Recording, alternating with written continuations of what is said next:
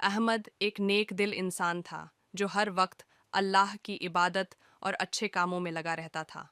जब रमज़ान का चांद नज़र आया तो उसका दिल खुशी से भर गया।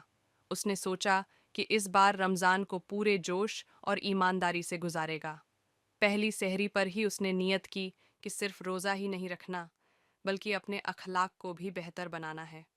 हर दिन वह कुरान की तिलावत करता, मस्जिद में जाकर नमाज अदा करता और गरीबों की मदद करता।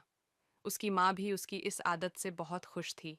एक दिन जब वह बाजार से घर जा रहा था, तो उसने देखा कि एक छोटी सी बच्ची सड़क किनारे बैठी रो रही थी।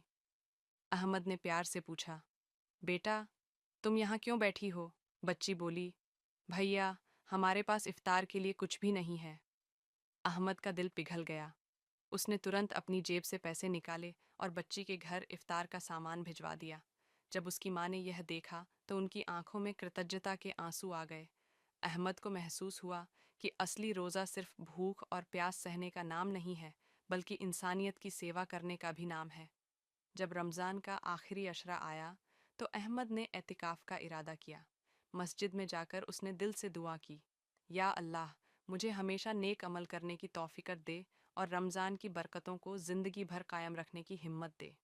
ईद का चाँद नज़र आया तो अहमद का दिल सुकून से भर गया। उसने सोचा कि इस रमज़ान की सीख को वह हमेशा अपनी ज़िंदगी का हिस्सा बनाएगा। सीख: रमज़ान सिर्फ रोज़ा रखने का नाम नहीं, बल्कि अपने अंदर सुधार लाने और दूसरों की मदद करने का भी बेहतरीन मौका है।